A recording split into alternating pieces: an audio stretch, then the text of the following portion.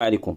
القناة ديال ياسير انفو كما وعدتكم ديما كتجيب لكم هميزات في عالم الحاسوب. اليوم جبت لكم واحد الحاسوب.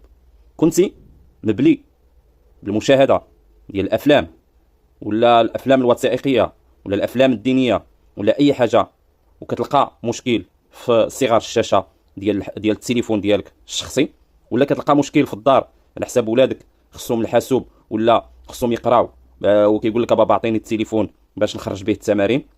اليوم جبت لكم الحاسوب يهنيك من هذا المشكل، يهنيك من المشكل ديال صغر الشاشه ديال الهاتف اللي كتضر بشكل كبير على العينين، سواء لا ديال الدراري الصغار ولا الناس الكبار.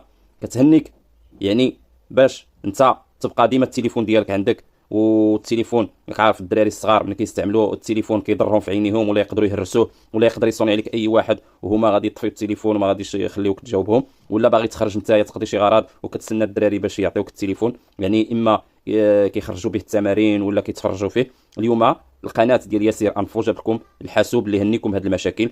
المواصفات ديالو زوينه والثمن ديالو حتى هو ما كاينش خوه في السوق. اليوم جبت لكم هاد الحاسوب هذا، ليكرون ديالو 17.3، لو كونفيغوراسيون ديالو الاي 5 دوبل كارت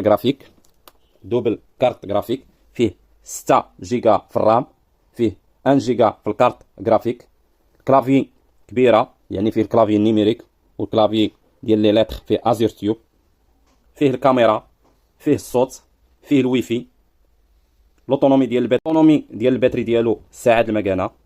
ليكرون كبيره يعني كما كتشوفوا معايا، ليكرون 17.3، يعني الا درتي افلام ولا درتي يعني كتفرج على راحتك. فيه الصوت نقي، الكاليتي ديال ليماج زوينه بزاف.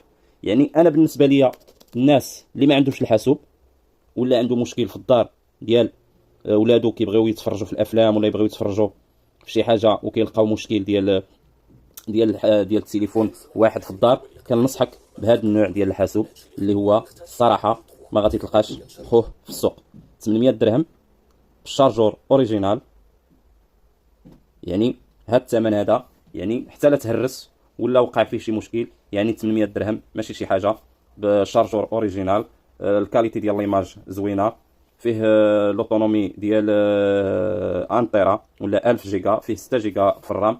يعني يعني والناس كما قلت اللي عنده الوليدات ولا عنده الوليدات صغار ولا كبار كنصحهم باش يشريو الحاسوب، عوض ما يشريو له الطابليت ولا يشريو التليفون، يشري له الحاسوب باش داك الولد يتروض باش يتعلم يخدم الاعلاميات اللي هي ولات يعني لغه العصر، ولات حاجه ضروريه خص الانسان يعرفها، لان اي حاجه ولات كتخدم بالاعلاميات، عوض التليفون اللي كيعلم الخمول، كيعلم العجز، كيعلم ديما يقلب على الحاجه السهله. الحاسوب غادي يخليه يبحث ويزيد ينمي المعلومات ديالو ويزيد يمونطي ولا يصوب ولا يبروغرامي ولا بزاف الحوايج غادي يشجعوا عليها الحاسوب عوض التليفون. والمزيد من المعلومات، واللي اي واحد عنده شي استشاره ولا عنده شي سؤال ولا بغى شي حاجه ما عليه الا يخلي لي تعليق، وانا مستعد نمدو بالمعلومات الكافيه. وشكرا لكم.